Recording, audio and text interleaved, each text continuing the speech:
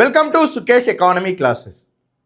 Union budget 2026-27కి సంబంధించిన అంశాలలో భాగంగా డేటా పార్టుకు సంబంధించిన అంశాలు ప్రీవియస్ ఎగ్జామ్లో ప్రజెంట్ పేపర్ ప్యాటర్న్ ప్రకారము డేటా పార్ట్ పైన ఎలాంటి క్వశ్చన్స్ వస్తున్నాయో వాటి ఆధారంగా మనము డేటా పార్టుకు సంబంధించిన క్లాసెస్ అనేది మనము ప్రీవియస్ క్లాస్లో ప్రొవైడ్ చేశాము. ప్రజెంట్ బడ్జెట్లో భాగంగా మనకి పార్ట్ బిలో ఏ అంశాలు ఇచ్చారో ఆ అంశాల గురించి ఈ క్లాస్లో చర్చించడం జరుగుతుంది. ఇందులో తీసుకున్న మేజర్ అంశాలు ఏమేమి ఉన్నాయో వాటికి అనుగుణంగా వచ్చే స్కీమ్స్ ఏవైతే ఉన్నాయో వాటిని మనము తర్వాత క్లాస్లో మాట్లాడుకోవడం జరుగుతుంది. ప్రజెంట్ ఇక్కడ అంశాలు ఏంటివి, అంశాల్లో భాగంగా ఏమేమి ఉన్నాయని చూస్తాము. ఆ అంశాలను సాధించడం కోసం తీసుకొచ్చే పథకాల గురించి మనము నెక్స్ట్ క్లాస్లో డీటెయిల్గా మాట్లాడుకుంటాం. ఓకే, మరి ఈ క్లాస్లో భాగంగా మనం ఇక్కడ బడ్జెట్లోని పార్ట్ బి అంశాల గురించి కేంద్ర ఆర్థిక శాఖ మంత్రి అయిన నిర్మలా సీతారామన్ గారు తను బడ్జెట్ ప్రసంగంలో భాగంగా ఒక అంశాన్ని ప్రస్తావించడం జరిగింది. అంశం ఏంటిది అంటే Viksit Bharat balancing ambition with inclusion అని మెన్షన్ చేశారు. మరి Viksit Bharat balancing ambition with inclusion అంటే ఏంటిది అంటే భారతదేశం యొక్క జీడిపి వృద్ధి రేటును ప్రతి సంవత్సరం కూడా పెంచేందుకై మా ప్రభుత్వము ఆర్థిక వ్యవస్థ స్వరూపం కోసము వ్యవసాయ పారిశ్రామిక సేవా రంగాల కోసం కృషి చేస్తూనే ఉంది. ఇలా భారతదేశం యొక్క జీడిపి వృద్ధి రేటును స్థిరత్వంతో కూడిన వృద్ధి రేటును పెంచాలనే ఒక టార్గెట్ అనే లక్ష్యంతో మరి ఎవ్రీ ఇయర్ కూడా జాతీయ ఆదాయాన్ని పెంచుకుంటూ పోతూ సమాజంలోని అన్ని వర్గాల ప్రజలను ఎస్సీలు, ఎస్టీలు, బీసీలు, మైనార్టీలు, నిమ్న వర్గాల వారు, అన్ని కులాల వారిని అందరికీ సమాన అవకాశాలను కల్పిస్తూ అందరినీ కూడా ఉన్నత పదంలోకి తీసుకువస్తాము, జీడిపిని పెంచుతాము, అందరినీ ఉన్నత పదంలోకి తీసుకొస్తాము. అప్పుడు మనకి ఇంక్లూజివ్ సాధించినట్లు అవుతుంది.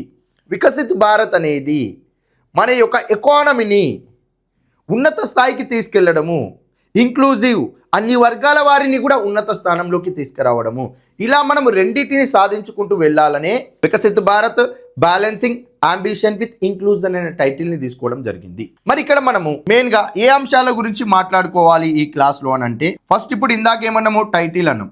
ఓకే, ఆ టైటిల్ గురించి చూసినాము. అది మనం ఈ బడ్జెట్కి సంబంధించిన క్లాస్లో చూడవలసిన అంశాలు ఏంటేంటివి ఒకసారి ఇక్కడ క్లియర్గా చూస్తే, ఒకటి బడ్జెట్ యొక్క టైటిల్ మాట్లాడుకున్నాం, Viksit Bharat balancing ambition with inclusion అన్నాం. ఓకే, అదేవిధంగా బడ్జెట్కి సంబంధించిన ఏంటిది, లక్ష్యం ఏంటిది, అదేవిధంగా వీటితో పాటు నిర్మలా సీతారామన్ గారు Viksit Bharat balancing ambition inclusion అనేది చేరాలి అంటే ఒక 3 ప్రిన్సిపల్స్ కంపల్సరీగా పాటించాల్సిందే భారతదేశంలో ప్రజలందరూ కూడా అని ఒక 3 ప్రిన్సిపల్స్ గురించి కూడా ప్రకటించారు. అదేవిధంగా వీటితో పాటు మనకి ఒక 6 గోల్స్ను తీసుకొచ్చారండి. ఏంటిది, 6 గోల్స్ను కూడా తీసుకురావడం జరిగింది. అదేవిధంగా వీటితో పాటు ఇండియా యొక్క ఎకానమీ స్టెబిలిటీ ఉండడం కోసము, ఇండియాలో అప్పులు చేయకుండా ఉండడం కోసం బడ్జెట్లో భాగంగా కొన్ని రకాల వర్డ్స్ను కూడా ఇంట్రడ్యూస్ చేశారు. ఇక్కడ వాటి గురించి మనం ఇక్కడ కొన్ని చూద్దాం, టర్మినాలజీ గురించి.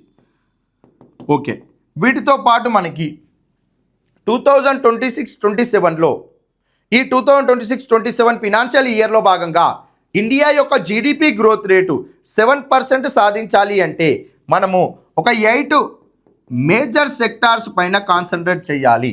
ఏంటిది, ఒక 8 మేజర్ సెక్టార్స్ పైన కాన్సన్ట్రేట్ చేయాలని క్లియర్గా మెన్షన్ చేశారు. అవేంటేంటివి అనేది మనం ఇక్కడ డీటెయిల్గా చూడాలి. ఈ అంశాలు చూసిన తర్వాత బడ్జెట్లో భాగంగా నూతనంగా ఏమైనా స్కీమ్స్ వచ్చాయా అనేది మనం తర్వాత క్లాస్లో మాట్లాడుకుందాం. ఓకే, మరి ఇక్కడ మనం టైటిల్ మాట్లాడుకున్నామండి. ఓకే, టైటిల్ మాట్లాడుకున్నామంటే అందరికి అవకాశాలు కల్పించాలి, అందరిని ఉన్నత పథంలోకి తీసుకురావాలి, భారతదేశ జీడిపి వృద్ధి రేటును పెంచాలి. మరి అందరికీ అవకాశాలు కల్పించాలి అని అంటే ఏ విధంగా అవకాశాలు కల్పించాలి, ఎంప్లాయ్మెంట్ను జనరేట్ చేయాలి.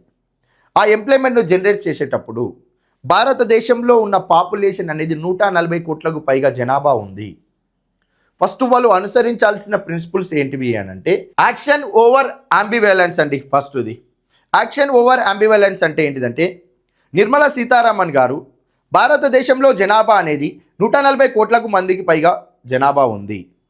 మరి ఈ 140 కోట్ల మంది జనాభాలో హ్యూమన్ రిసోర్సెస్ని ఉపయోగించుకొని మనం అగ్రికల్చర్, ఇండస్ట్రీ, సర్వీస్ సెక్టార్లో గూడ్స్ అండ్ సర్వీసెస్ని ఎక్కువగా ప్రొడ్యూస్ చేయొచ్చు. దాని వలన మానవ మూలధనం పెరుగుతుంది, హ్యూమన్ క్యాపిటల్ పెరుగుతుంది. హ్యూమన్ క్యాపిటల్ పెరుగుతుందంటే వేరియబుల్ క్యాపిటల్ ద్వారా అత్యధిక గూడ్స్ అండ్ సర్వీసెస్ని మనం ప్రొడ్యూస్ చేయగలుగుతాం. భారతదేశం యొక్క జీడిపి పెరుగుతుంది, ప్రజలకు కూడా శాలరీస్ వస్తాయి, వాళ్ళు కూడా ఉన్నత పథంలోకి వస్తారు, జాతీయ ఆదాయం పెరుగుతుంది. అప్పుడు మనం అనుకుంటున్న వికసిత్ భారత్ జరుగుతుంది, ఇంక్లూజన్ కూడా ఈక్వల్ అవుతుంది అని మనకి నిర్మలా సీతారామన్ గారు ఒక ప్రకటన చేస్తూ ఏమన్నారు అంటే, భారతదేశంలో ఉన్న ప్రజలందరూ కూడా వాళ్ళు ఏదైనా వర్క్ చేయడానికి వాళ్ళు ఒక ప్రణాళిక రచించుకుంటే, వాళ్ళ విజన్ ఎలా ఉన్నా వాళ్ళు వెంటనే ఆ ప్రణాళిక ప్రకారం ముందుకు వెళ్ళిపోవాలి. నేను ఈ పని చేస్తే బాగుంటుందా, నేను ఇది చేయకూడదు, నేను ఇది చేయాలి, నేను అది చేయాలి అని ఆలోచనలోనే వాళ్ళు సంవత్సరాలు గడుపుతారు. అలా కాదు, నువ్వు అనుకుంటున్న ప్రణాళికను, నువ్వు అనుకుంటున్న విజన్, నువ్వు అనుకుంటున్న గోల్ నువ్వు వెంటనే నెరవేర్చడానికి నువ్వు ముందుకు వెళ్ళిపోవాలి. అలా వెళ్తున్నావంటే నువ్వు ఒక అగ్రికల్చర్కా, ఒక ఇండస్ట్రీస్కా, ఒక సర్వీస్ సెక్టార్కా వెళ్తావు. దీనివల్ల నీకు ఎంప్లాయ్మెంట్ కలుగుతుంది, నీకు ఇన్కమ్ వస్తుంది, అటు జీడిపికి ఆదాయం పెరుగుతుంది. కాబట్టి ప్రతి ఒక్కరూ కూడా పనిలో నిమగ్నం అవ్వాలి అని చెప్పి నిర్మలా సీతారామన్ గారు పిలుపునిచ్చారు. అదేవిధంగా రిఫార్మ్ ఓవర్ రెటారిక్ అన్నారు. ఏంటంటే reform over rhetoric. Reform over rhetoric అంటే సాధారణంగా మన భాషలో మాట్లాడుకోవాలి అంటే చాలామంది ఏం చెప్తారండి, గొప్ప గొప్ప ఉపన్యాసాలు, పెద్ద పెద్ద స్పీచ్లు ఇస్తారు. నేను అనుకుంటే ఇండస్ట్రీ సెక్టార్లో ఇది చేయగలుగుతా, నేను అనుకుంటే అగ్రికల్చర్లో అది చేయగలుగుతా, నేను అనుకుంటే సర్వీస్ సెక్టార్లో ఇది చేయగలుగుతా, గవర్నమెంట్ యాక్షన్ ఇది చేస్తలే అది చేస్తలేము. ఇవి కావు, ముచ్చట్లు కాదు. నువ్వు అనుకుంటున్న పనిని నువ్వు నెరవేర్చు. ఏంటున్నావు, నువ్వు అనుకుంటున్నావా దాన్ని నెరవేర్చి చూయించు. ఎలా ఉండాలి అని అంటే, నువ్వు ఏదైతే మాటలతో మాట్లాడుతున్నావో, నేను అగ్రికల్చర్లో ఇది తీసుకురాగలుగుతా, కొత్తది ఇండస్ట్రీలో ఇది తీసుకురాగలుగుతా, సర్వీస్ సెక్టార్లో అది తీసుకురాగలుగుతా, నేను ఏవైతే రిఫార్మ్స్ గురించి మాట్లాడుతున్నావు వాటిని క్షేత్రస్థాయిలోకి వెళ్ళి నువ్వు చేసి చూపెట్టు మాకు.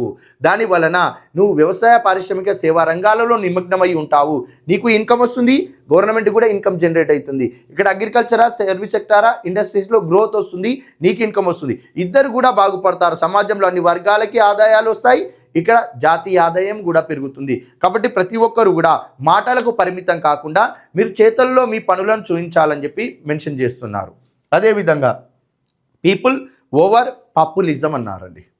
పీపుల్ ఓవర్ పాపులిజం అంటే ఏంటిదంటే, మా కేంద్ర ప్రభుత్వమైనా రాష్ట్ర ప్రభుత్వాలైనా సమాజంలో ఉన్న ప్రజలను సోమరిపోతులుగా తయారు చేయడం జరుగుతుంది. ఎందుకు ఈ మాట అంటున్నాను అంటే అని క్లియర్గా మెన్షన్ చేసింది నిర్మలా సీతారామన్ గారు.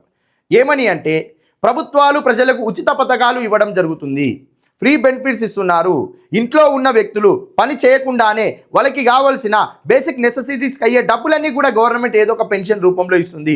ఓల్డేజ్ పెన్షన్ ఇస్తుంది, చిల్డ్రన్కి వెల్ఫేర్ ఇస్తుంది, మహిళలకు పెన్షన్ ఇస్తుంది, అన్ని రకాల పెన్షన్స్ ఇవ్వడము, ఉచిత పథకాలు ఇవ్వడము వాళ్ళు పని చేయడానికి ఆసక్తి లేకుండా చేస్తుంది. ఇలా వాళ్ళకు ఉచిత పథకాలు ఇవ్వడం వలన వాళ్ళు ఇళ్లలోనే నిమగ్నమవుతున్నారు, అన్ఎంప్లాయ్మెంట్ పెరుగుతుంది, అగ్రికల్చర్లో ప్రొడక్షన్ లేదు, ఇండస్ట్రీలో జాయిన్ అవుతలేరు, సర్వీస్ సెక్టార్కి వెళ్ళట్లేదు. ఇండస్ట్రీస్కి, సర్వీస్ సెక్టార్కి వాళ్ళు ఎందుకు వెళ్ళట్లేదు అంటే, ప్రభుత్వం ఉచిత పథకాలు ఇవ్వడం వలన ఆ ఫ్యామిలీలో ఉన్న పిల్లలు ఎవరు కూడా ఎడ్యుకేషన్కి వెళ్ళట్లేదు, చదువుకు వెళ్ళకపోవడం వల్ల ఇండస్ట్రీ, సర్వీస్ సెక్టార్లో వాళ్ళకి ఉద్యోగాలు రావు. ఆ వ్యవసాయ రంగంలో ఎన్ని రోజులు వ్యవసాయం చేసినా డిస్గస్డ్ అన్ఎంప్లాయ్మెంట్ ఉంటుంది. ఏంటిది, ప్రచండ నిరుద్యోగం ఉంటుంది, దాగి ఉన్న నిరుద్యోగం ఉంటుంది, కనపడని నిరుద్యోగం ఉంటుంది. నలుగురు చేయాల్సిన పని 10 మంది చేసినా ప్రొడక్షన్ అయితే అంతే ఉంటుంది. ఇలాంటి వ్యవస్థ మన సొసైటీలో ఉంది.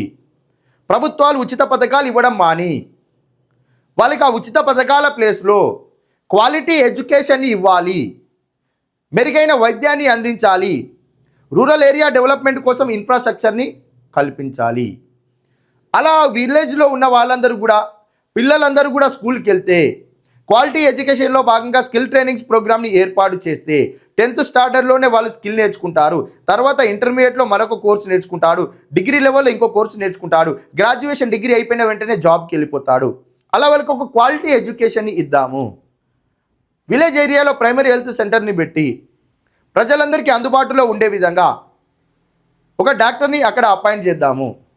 రూరల్ ఏరియాకి కావాల్సిన transport facility, drinking water, irrigation facility, ఇలా అవస్థాపన సౌకర్యాలన్నీ కూడా కల్పిస్తే ఆ రూరల్ ఏరియాలో ఉన్న హ్యాండిక్రాఫ్ట్ వాళ్ళకి ఇంప్రూవ్డ్ టూల్ కిట్స్ ఇస్తే వాళ్ళు డెవలప్ అవుతారు. ఎడ్యుకేషన్లో పిల్లలు చదువుకున్న తర్వాత వాళ్ళు ఎంప్లాయీగా మారుతారు, ఆటోమేటిక్గా ఫ్యామిలీస్ డెవలప్ అవుతాయి. ఎంప్లాయీగా మారుతున్నారు అంటే వాళ్ళు వ్యవస్థలో ఉన్న ఆర్థిక వ్యవస్థలో ఉన్న సేవా రంగము, పారిశ్రామిక రంగం, వ్యవసాయ రంగంలో ఏదో ఒక దాంట్లో ఉద్యోగులుగా ఉంటారు. వాళ్ళకి ఇన్కమ్ వస్తుంది, ప్రభుత్వానికి ఈ రంగాల ద్వారా ఇన్కమ్ వస్తుంది. ఇది లాంగ్ టర్మ్ గ్రోత్ సాధించడానికి మనకి ఉపయోగపడే అంశం. ఇది ప్రజలందరినీ కూడా పనిలో భాగస్వామ్యులుగా చేసినప్పుడే భారతదేశం అనుకున్న వికసిత్ భారత్ సాధించడానికి అవకాశం ఉంటుందని చెప్పి ఆర్థిక శాఖ మంత్రి అయిన నిర్మలా సీతారామన్ గారు తెలియజేయడం జరిగింది. మరి అదేవిధంగా ఇక్కడ బడ్జెట్లో ఏం తీసుకున్నారు, లక్ష్యం ఏం తీసుకున్నారు? బడ్జెట్లో భాగంగా లక్ష్యం ఏంటిది అంటే ట్రాన్స్ఫార్మ్ ఆస్పిరేషన్ ఇంటూ అచీవ్మెంట్. మనకు ఏవైతే కోరికలు ఉంటాయో, మనకి ఏవైతే లక్ష్యాలు ఉంటాయో ఆ కోరికలను, లక్ష్యాలను సాధించడానికి ముందుకు వెళ్ళిపోవాలి. ఏమంటున్నాడు ఇక్కడ? మనం ఇది చేయాలి, అది చేయాలి అనుకుంటున్నాం చూడండి, అది చేశాము, అది జరిపాము, అది అయిపోయింది అనే స్థాయికి మనం పోవాలి. అంటే మనమందరూ కూడా ఏదో ఒక టార్గెట్ తోటి, ఏదో ఒక కోరికతోటి, ఏదో ఒక వర్క్ చేయాలి అనుకుంటాం కదా, అది చేసి సాధించి తీరాలి అనేది మనకి ఇక్కడ ట్రాన్స్ఫార్మ్ ఆస్పిరేషన్ ఇంటూ అచీవ్మెంట్.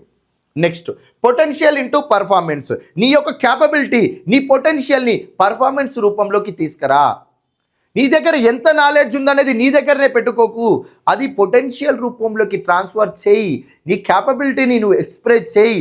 నీకు ఏం వర్క్ వచ్చో అక్కడ చేయి వచ్చి అలా నిమగ్నమైనప్పుడు, నీ ప్రతిభను ఆచరణలో పెట్టినప్పుడు, నీ క్యాపబిలిటీని సొసైటీకి తెలియజేసినప్పుడు నిన్ను ఒక ఇండస్ట్రీ సెక్టారా, సర్వీస్ సెక్టారా ఆహ్వానిస్తుంది.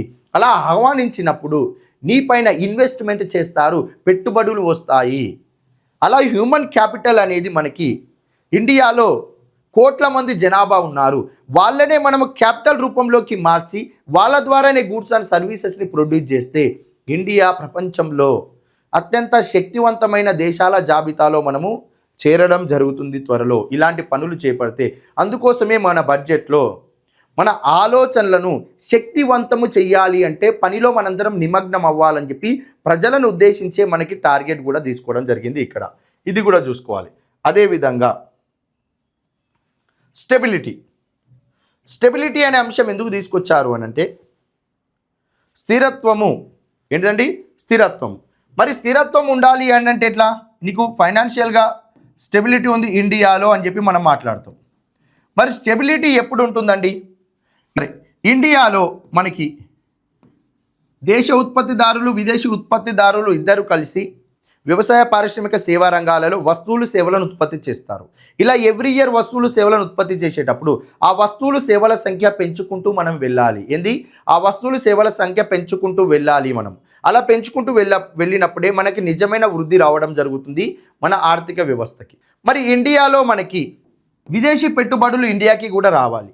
మరి విదేశీ పెట్టుబడులు మన ఇండియాకి రావాలి అంటే విదేశీ పెట్టుబడిదారులు మన ఇండియాకి వచ్చే ముందు మన దగ్గర పరిపాలనలో స్థిరత్వం ఉందా అని ఫస్ట్ చూస్తారు. ఎందుకు పరిపాలనలో స్థిరత్వం కోరుకుంటారు అని అంటే, మనల్ని ఇప్పుడు ఇండియాకి ఏదైనా విదేశీ పెట్టుబడిదారుడు వచ్చినప్పుడు ఒక గవర్నమెంట్ ఉండి వాళ్ళు అక్కడ ఇన్వెస్ట్మెంట్ స్టార్ట్ చేసిన తర్వాత ఇంకో గవర్నమెంట్ వస్తే వాళ్ళకి ఇచ్చిన లైసెన్స్ క్యాన్సిల్ చేస్తారు. దానివల్ల ఫారెన్ ఇన్వెస్టర్కి ఏమవుతుంది? అక్కడ లాస్ వస్తుంది. కాబట్టి ఇండియాకి వచ్చే ముందు ఏ పార్టీ అయితే రూలింగ్లో ఉందో ఆ పరిపాలన స్ట్రాంగ్ ఉందా లేదా, స్థిరత్వం ఉందా లేదా, స్టెబిలిటీ ఉందా లేదా అని ఫస్ట్ చెక్ చేస్తారు. అలా చెక్ చేసినప్పుడే మన భారతదేశ ఆర్థిక వ్యవస్థ గురించి మళ్ళీ ఒకసారి అబ్జర్వ్ చేస్తారు. అక్కడ పరిపాలన సరిగ్గా ఉంది.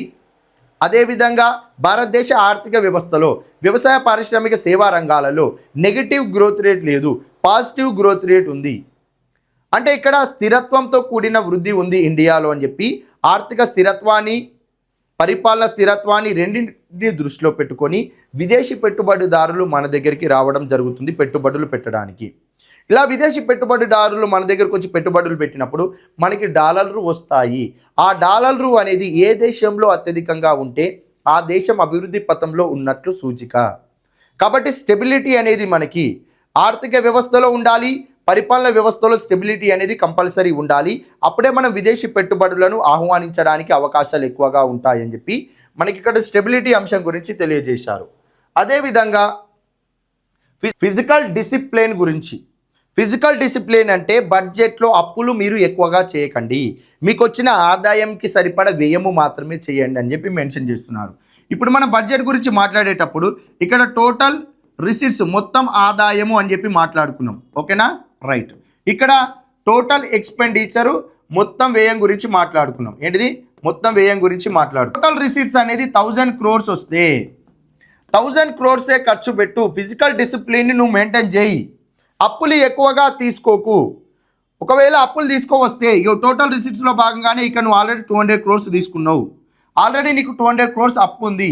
ఇది బడ్జెట్లో నువ్వు కావాల్సిన అప్పు కాబట్టి చేయాల్సి వచ్చింది, చేసినావు. కానీ దీనికి మించి ఇక్కడ 1000 కోట్లే వస్తుంది కదా అని చెప్పి ఇక్కడ నువ్వు 1200 crores ఖర్చు పెడతా, 1300 1500 crores ఖర్చు పెడతా. బడ్జెట్ డెఫిసిట్ కూడా ఒక 500 కోట్లు ఉంది, ఇది కూడా నేను మళ్ళీ అప్పు తీసుకొస్తా. ఇలాంటి అనవసరపు ఖర్చును చేయకు. ఇలా అనవసరపు ఖర్చును చేయడం వల్ల ప్రభుత్వాల పైన అధిక రుణభారము పడుతుంది. ఇలా అధిక రుణభారాలు పడినప్పుడు ఫిజికల్ డిసిప్లిన్ లేని కంట్రీగా మనది మారుతుంది. అలాంటప్పుడు మనం ఏం చేస్తాము? ఇతర దేశాలపైన ఆధారపడవలసిన పరిస్థితి ఏర్పడుతుంది. కాబట్టి ప్రభుత్వాలు ఎప్పటికప్పుడు ఫిజికల్ డిసిప్లిన్ని పాటించాల్సిందే. వచ్చిన ఆదాయానికి సరిపడే వ్యయం మాత్రమే చేయాలి.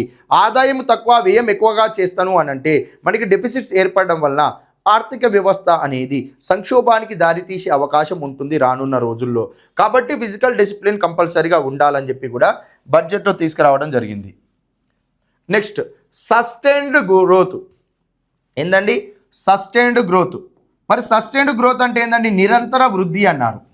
నీకు ఎప్పుడు వస్తుందండి నిరంతర వృద్ధి? నీకు ఇక్కడ నిరంతర వృద్ధి అనేది ఒక దీర్ఘకాలం పాటు లాంగ్ టర్మ్ పీరియడ్ రావడం జరుగుతుందండి. లైక్ ఎగ్జాంపుల్ మనం ఒకటి చూద్దాము. అగ్రికల్చర్ అనే టాపిక్లో మనకి సంస్థాగత రుణాల ప్రస్తావన ఉంటుంది, సంస్థాగతం కాని రుణాల ప్రస్తావన ఉంటుంది. అంటే వీటిని ఏమంటారు? నాన్ ఇన్స్టిట్యూషనల్ అగ్రికల్చర్ క్రెడిట్ అంటారు, ఇన్స్టిట్యూషనల్ అగ్రికల్చర్ క్రెడిట్ అంటారు. నాన్ ఇన్స్టిట్యూషనల్ అగ్రికల్చర్ క్రెడిట్ అంటే ఏంటిదంటే ఎలాంటి సొసైటీస్ కానీ బ్యాంకులు కానీ లేకుండా మనీ లెండర్సు, రిలేషన్స్, ఫ్రెండ్స్ వీరెవరైనా అగ్రికల్చర్లో పంటలు పండించడానికి ఆ వ్యవసాయదారులకు అప్పులు ఇస్తే వడ్డీ వ్యాపారి అప్పిచ్చిండు, బంధువులు అప్పిచ్చారు, స్నేహితులు అప్పిచ్చారు. వీళ్ళు అప్పిచ్చేటప్పుడు ఏ విధంగా అగ్రిమెంట్ రాసుకుంటారు? నేను నీకు ఇస్తున్న ₹1,00,000 అప్పుకు గాను నేను 10% ఇంట్రెస్ట్ తీసుకుంటా, 15% ఇంట్రెస్ట్ తీసుకుంటా అని చెప్పి ఆ పేపర్లో రాసుకుంటారు. సో ఇలాంటి వ్యవస్థ 1950-51లో మనకి 95% అదే ఉంది. సంస్థాగతం కాని రుణాల పరపతియే ఉంది. వడ్డీ వ్యాపారులు ఎక్కువగా క్రాప్ లోన్స్ ఇచ్చేవారు, అనగా పంట రుణాలు ఇచ్చేవారు వ్యవసాయదారులకు. మరి ఈ సిస్టాన్ని మార్చాలనుకున్నది గవర్నమెంటు. ఈ సిస్టాన్ని మార్చాలనుకుంటే ఏం చేయాలి? ఇన్స్టిట్యూషనల్ అగ్రికల్చర్ క్రెడిట్ పెంచాలి, బ్యాంకుల ద్వారా రుణాలు ఇచ్చే సిస్టాన్ని తీసుకురావాలి. మరి అనుకున్న వెంటనే నీకు నెరవేరిందా? లాంగ్ టర్మ్ విజన్ అండి ఇది. 30-40 సంవత్సరాల కాలం పట్టింది. 1995కి వచ్చేసరికి మనకి నాన్ ఇన్స్టిట్యూషనల్ అగ్రికల్చర్ క్రెడిట్ సంస్థాగతం కాని వ్యవసాయ పరపతి నీకు అక్కడ 25% అయింది. ఇక్కడ 95 ఉండే 51లో అక్కడ 25కి అయింది. 70% ఏమైంది? తగ్గింది. ఎక్కడికి వెళ్ళారు? బ్యాంకుల ద్వారా రుణాలు తీసుకున్నారు ప్రజలు. ఎవరు? వ్యవసాయదారులు. మరి ఇదంతా సిస్టమ్ జరిగేటప్పుడు ఏం చేశారు? బ్యాంకుల కోసము సపరేట్గా స్కీమ్స్ తీసుకొచ్చారు, ఆర్ఆర్బీలను తీసుకొచ్చారు, కోఆపరేటివ్ బ్యాంక్స్ని తీసుకొచ్చారు. ఇది లాంగ్ టర్మ్ విజన్ అండి. దీర్ఘకాలం పాటు ఇది కొనసాగితే మనం అనుకున్న గోల్ను నెరవేరుస్తాం. మరి ఇక్కడ ఏమంటున్నాడు? ఇక్కడ సస్టైన్డ్ గ్రోత్ అంటున్నాడు, నిరంతర వృద్ధి. మన ఆర్థిక వ్యవస్థ అనేది ప్రతి సంవత్సరం కూడా పాజిటివ్ గ్రోత్ రేట్ ఉండాలి, ప్రతి సంవత్సరం గ్రోత్ రేట్ పెరుగుతూ ఉండాలి అంటున్నాడు. మరి ఇది నిరంతర వృద్ధి ఎప్పుడు సాధ్యమవుతుంది అంటే దీర్ఘకాలం పాటు కొనసాగితే సాధ్యమవుతుంది. ఇప్పుడు ఎగ్జాంపుల్కి 2026-27లో 7% వృద్ధి రేటు కావాలి అన్నాం. 2027-28లో 7.1%, 2028-29లో మనకి 7.2%, 2029-30లో మనకి 7.3%, 2030-31లో మనకి 7.4%, 2031-32లో మనకి 7.5%, 2032-33లో 7.6%. ఇలా నీకు ఎవ్రీ ఇయర్ ఏమవుతుందండి? ఒక 7% గ్రోత్ అనేది స్టెబిలిటీ మెయింటైన్ చేస్తుంది, స్థిరత్వాన్ని మెయింటైన్ చేస్తుంది. ఆ 7% పైన 1% ఇలా ఎవ్రీ ఇయర్ పెరుగుతుంది. ఎక్కడ కూడా తగ్గకూడదు. ప్రతి సంవత్సరం కూడా వృద్ధి రేటు పెరుగుతూ ఉండాలి. ఇలా వృద్ధి రేటు అనేది మనకి దీర్ఘకాలం పాటు పెరుగుతూ ఉంటే అప్పుడు మనకి సస్టైన్డ్ గ్రోత్ రావడం జరుగుతుంది. ఒక సంవత్సరంలోనే మార్పు జరగాలి అంటే జరగదు. నిరంతర వృద్ధి రావాలి అంటే మనకి ఒక 10 సంవత్సరాల 15-20 సంవత్సరాల కాలం పాటు ప్రతి సంవత్సరం వృద్ధి రేటు నేషనల్ ఇన్కమ్ యొక్క గ్రోత్ రేటు పెరుగుతూ ఉండాలి. అది కూడా స్థిరత్వంతో కూడిన వృద్ధి రేటు 7 ఉందా, ఒకసారి 10 కాదు, 7 నుంచి 7.1, 7.2, 7.3. ఇదేమవుతుంది అంటే మన గ్రోత్ రేటుకి మెరుగైన సూచికను సూచిస్తుంది. ఒకసారి పెరిగి తగ్గడం ఇలా కాదు, స్థిరత్వంతో కూడిన వృద్ధి జరగాలి అనేదే మనకి సస్టైన్డ్ గ్రోత్ అనేది తెలియజేస్తుంది. మనం ఏమనుకుంటున్నాము, 2026-27లో మనకి 7% గ్రోత్ రావాలనుకుంటున్నాం. అందుకోసం 8 మేజర్ సెక్టార్స్ని తీసుకున్నాము, అందుని డెవలప్ చేయాలి అనుకుంటున్నాము. ఈ 7% నెక్స్ట్ ఇయర్ 7.1, ఆ తర్వాత 7.2, 7. ఇలా మనం పెంచుకుంటూ వెళ్ళాలి, సస్టైన్డ్ గ్రోత్ సాధించాలనేది మన యొక్క అంశం ఇక్కడ. నెక్స్ట్ అదేవిధంగా మోడరేట్ ఇన్ఫ్లేషన్ అండి. ఇన్ఫ్లేషన్ అంటే ద్రవ్యోల్బణం.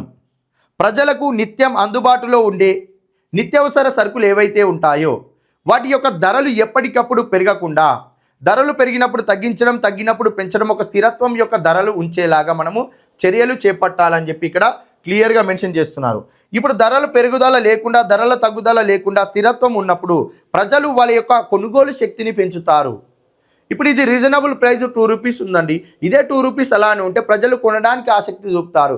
వాళ్ళు ఏదైతే పర్చేజ్ చేసుకొని వెళ్తున్నారో దీన్నే పర్చేజింగ్ పవర్ ప్యారిటీ అంటారు. ప్రజల యొక్క కొనుగోలు శక్తి సామర్థ్యం ఏమవుతుంది, పెరుగుతుంది. ఇదే మార్కెట్ 30 రూపాయలు అయితే దీన్ని చూస్తాం వెళ్ళిపోతాం కానీ కొనము. అప్పుడు కొనుగోలు శక్తి ఏమైనా ఉంటుందా, ఉండదు. కాబట్టి ధరల పెరుగుదల లేకుండా ధరలు ఒక స్థిరత్వాన్ని మెయింటైన్ చేసేలాగా చర్యలు చేపడితే ప్రజలు కొనుగోలు శక్తి సామర్థ్యం పెరుగుతుంది. అలా ప్రజల యొక్క కొనుగోలు శక్తి సామర్థ్యాన్ని పెంచేలాగా చర్యలు చేపట్టాలని చెప్పి ఇంకొక అంశం తీసుకున్నారు. నెక్స్ట్ అదేవిధంగా